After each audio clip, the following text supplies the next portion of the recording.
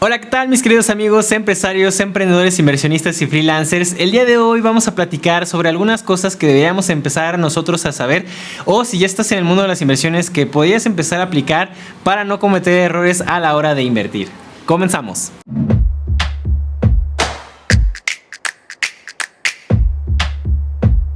¿Qué tal mis queridos amigos? Entonces vamos a empezar con este tema, y el primer tema del que vamos a hablar es un tema que pues a mí la verdad es que sí me gusta mucho, pero que puede ser de repente un poco complicado y confuso, y que mucha gente es de lo que más ha estado preguntando, y no solamente eso, es donde más empiezan a ver hay algunos errores y algunas fallas que hacen pues que obviamente tus inversiones pues se vean mermadas. Y este tema es el tema de los impuestos. Entonces por ejemplo, para las personas que están viendo aquí en México, el tema del SAT o el tema del fisco el tema de Hacienda es un tema que por lo general siempre he escuchado que le tienen miedo o que no saben absolutamente nada, entonces como que les cuesta un poco de trabajo pensar en este tipo de cosas, pero es muy importante que las empezamos a tomar en cuenta, sobre todo si queremos hacer más dinero con nuestro propio dinero. Entonces la primera cosa que me hubiera gustado saber cuando estaba empezando es, si yo empiezo a invertir por ejemplo en tecnologías o en alguna plataforma en internet, como por ejemplo ahorita hay muchas fintechs que están saliendo y que van a salir todavía más, ¿cómo se toma el tema de los impuestos? Y esto es algo sumamente importante por dos cosas que les voy a platicar ahorita. Lo primero que nos deberíamos de preguntar es si está regulada o no está regulada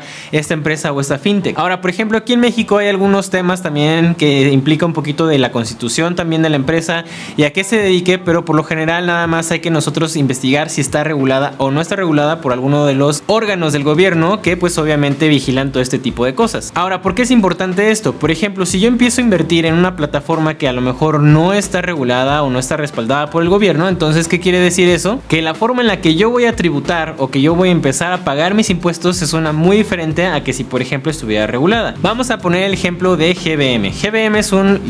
un grupo bursátil mexicano que obviamente está regulado por el gobierno de México. Entonces en este caso, por ejemplo, cuando tú tienes alguna ganancia o cuando tú quieres cobrar tus dividendos o cuando tú quieres cobrar tus ganancias de capital a lo mejor de alguna acción y demás, entonces ¿qué quiere decir eso? Que GBM, claro que te da tu dinero, GBM te retiene una parte de esas ganancias y se las va a enterar al SAT y Hacienda, que es... en este caso es lo mismo. Ahora te podrás estar preguntando si esto es algo bueno o malo, y pues la verdad es que no es ni bueno ni malo, sino que es bastante cómodo, y te voy a explicar por qué. A lo mejor se te hace un poco raro este término, pero pues es básicamente porque ya cuando te están haciendo ahí tus retenciones y se las están enterando al SAT, pues básicamente tú ya nada más tienes que cotejar esas cosas que están reteniendo en GBM, esos impuestos que te están reteniendo, para hacer tu declaración una vez al año. Ahora no necesito que entiendas a la perfección este tema, sino que sepas que como ya están reteniendo cierta parte de ese impuesto, entonces pues es un poquito más fácil la contabilidad. Ahora está el otro caso de, por ejemplo, una empresa que vamos a poner un nombre X, que se dedica por ejemplo al tema de exchange de criptomonedas, donde tú puedes comprar y vender criptomonedas, que pues hasta la fecha no hay ninguna que pues esté regulada por algún órgano de México, y es solamente por el mero hecho de que pues como son tecnologías que pues todavía están siendo estudiadas por la ley, pues obviamente no tienen ahí alguna regulación con las empresas que se dedican a eso. Pero bueno, por ejemplo, entonces si yo me meto a una plataforma por ejemplo como Dupla o como cualquier otra, o por ejemplo de criptomonedas, en donde no están reguladas y que no están haciéndote una retención de todas las ganancias que tienes, entonces ahí se pone un poco más difícil la contabilidad. Y no me voy a meter a ningún tema técnico ni mucho menos, pero pues es que vas a tener que estar haciendo algunos pagos provisionales y calcular, y son un montón de cosas que tienes que hacer que la verdad con una empresa que está regulada pues es un poco más sencillo hacerlo. Ahora no es un trabajo que tú deberías de hacer, ni mucho menos, eso se lo deberías delegar a tu contador, pero sí es muy importante que sepas esto, porque obviamente puede haber pues algunos errores que puedan ocasionar por ejemplo que tengas algunas inversiones en todos lados, y al final cuando las quieras juntar pues va a ser un poquito complejo, o a lo mejor va a haber muchos factores que tienen que tomarse en cuenta para poder hacer el cálculo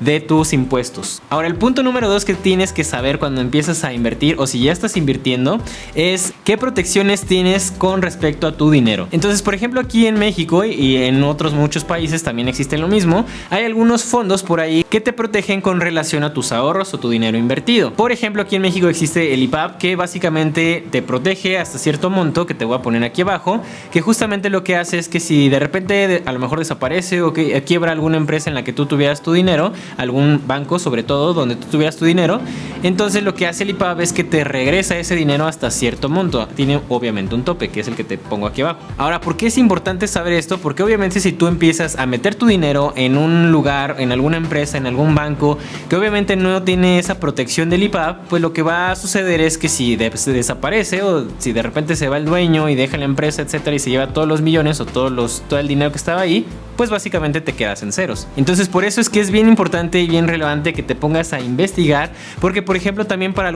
hay algunos fondos de protección que te ayudan, en donde tú, por ejemplo, si metes tu dinero si es crowdlending o crowdfunding o lo que sea, entonces si desaparece esa empresa o quiebra o lo que sea, entonces te van a regresar tu dinero. Ahora, así como por ejemplo hay algunas autoridades que se dedican a proteger tus derechos, también por ejemplo en el caso de la policía o en el caso por ejemplo de tú como consumidor, pues también hay algunos órganos gubernamentales que se dedican a proteger todos los temas que tengan que ver con tu dinero. Entonces, por ejemplo, aquí en México existe algo que se llama la Conducef, y justamente el objetivo que tiene este tipo de órganos, o más bien este órgano en específico, es protegerte de todo lo que tú hagas, de todas tus operaciones que tú hagas dentro del marco de la ley, de las instituciones o de los bancos en los que tú puedas pues tener algunas cuentas y tener ahí tu dinero. Entonces vamos a poner el supuesto, por ejemplo, como me pasó a mí, como le ha pasado gente cercana a mí, de que tú haces a lo mejor alguna transferencia a algún lugar, a otra cuenta, etcétera, y no tienen ese dinero ni la persona que lo iba a recibir y tú tampoco en tu cuenta. Entonces en ese caso, por ejemplo, tú puedes asistir a Conducef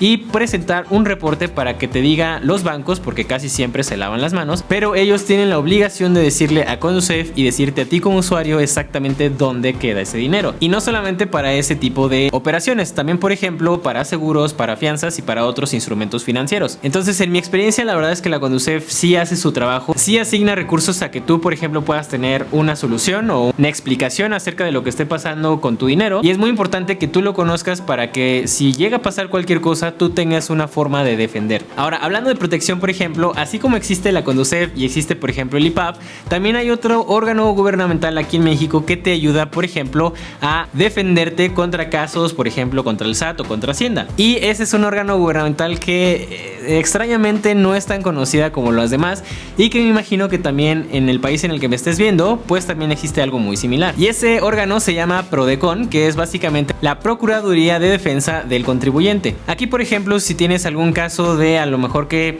se excedieron en el cobro de tus impuestos, o a lo mejor tienes algún problema con Hacienda o algún problema con el SAT, ellos te pueden dar la información e incluso te pueden asesorar y llevar a lo mejor también tu caso en caso de que lo requieras, para que tú puedas defenderte ante algún abuso de la autoridad o ante alguna situación que pues merezca obviamente que tenga ahí alguna aclaración con respecto a tus impuestos. El tercer punto no es un punto tan técnico como el que estábamos platicando en los dos puntos anteriores, pero es básicamente que no sigas a las masas a la hora de invertir. ¿Qué significa esto? Que si por ejemplo alguien está hablando, como ha pasado mucho últimamente, alguien está hablando mucho de Dogecoin, o a lo mejor está hablando mucho de Tesla, o a lo mejor otra empresa que está creciendo muchísimo, bueno, por lo general lo que pasa, y sobre todo si no eres muy experimentado en el tema de inversiones, es que te subes al tren y al final pues te quedas 5 estaciones atrás. ¿A qué me refiero con esto? Es que básicamente cuando tú estás subiéndote a ese hype o a ese tren del FOMO, que es Fear of Missing Out, o básicamente el miedo de perdértelo,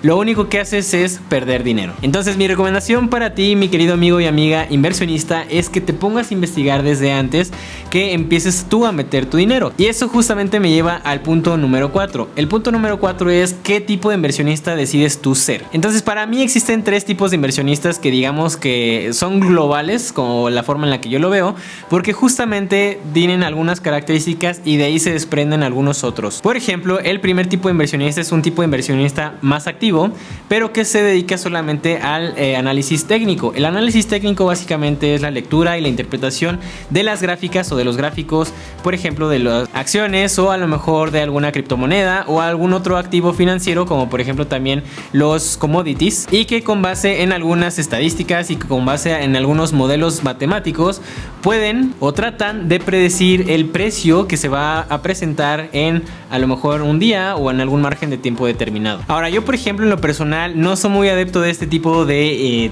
inversiones o de tipo de inversionista, porque por ejemplo este tipo de inversionistas pues básicamente están haciendo una apuesta un poco más técnica, como su nombre lo indica, pero al final pues no pueden predecir a ciencia cierta, y nadie puede predecir a ciencia cierta el mercado. Por supuesto que hay mucha gente que le funciona, pero bueno, básicamente yo me dedico a otras cosas y no puedo estar pues todo el día viendo gráficas y estudiándolas, porque básicamente no me daría el tiempo. El otro tipo de inversionista del que me gustaría hablarles es también un inversionista activo, pero activo de manera diferente. Es un inversionista activo pero fundamentalista. ¿Qué quiere decir esto? Que esta persona se mete a investigar a fondo la empresa, literal a fondo, hasta las entrañas, para ver las cosas que podría mejorar la propia empresa para en un futuro ser obviamente mejor y que su cotización en la bolsa pues obviamente empiece a aumentar. Esto es por ejemplo lo que hace mucho Warren Buffett y algunos más de esa vieja escuela, y esta es la que más me gusta por ejemplo de las tres, porque aquí básicamente sí se meten a investigar algunos factores que sí podrían determinar el hecho de que una empresa pudiera cotizar más. Por ejemplo, ellos pueden determinar si una empresa está sobrevalorada o subvaluada solamente por ejemplo sus activos, los activos que tiene, las proyecciones que tiene, a lo mejor también la tecnología en la que está invirtiendo y todo este tipo de cosas que da un poquito más de seguridad y afianza un poco más el entendimiento de acerca de dónde va esa empresa. Por ejemplo, una de las movidas que hacía o hace Warren Buffett es justamente que compra una mayoría de acciones de algunas empresas que le gustan, y lo que hace es que cambia justamente este tipo de cosas que no les gusta o que podrían solamente cambiarlas para mejorar la empresa, y obviamente que su cotización se vaya obviamente para arriba. Entonces yo sé que suena un poco complicado y por supuesto que es casi una profesión en la que te tienes que dedicar, y tienes que ser también muy inteligente, no solamente con el dinero sino también con tus emociones, en el caso de que alguna cosa pueda no salir bien o no salir como tú esperabas. Pero pues así es el mundo de las inversiones, y tal como lo dice Warren Buffett, el mercado es como una señora gruñona que a lo mejor hoy se despierta de malas y a todos nos va mal, pero mañana está de buenas y entonces a todo mundo nos va bien. Aquí lo importante es que siempre van a largo plazo, a mediano o a largo plazo, mientras que el análisis técnico por lo general es a corto y a mediano plazo. Y el tercer tipo de inversionista que yo digamos he identificado o he agrupado en un solo sector es un inversionista un poco más pasivo, que a pesar de que sí está atento de las inversiones que está haciendo y dónde está metiendo su dinero y cómo va su dinero también, pues no está haciendo un análisis técnico o un análisis fundamental, sino que sigue algún patrón, por ejemplo, de algún portafolio. Y para serles sincero, mis queridos amigos, yo la verdad es que estoy en estos últimos dos ahí un poco combinado,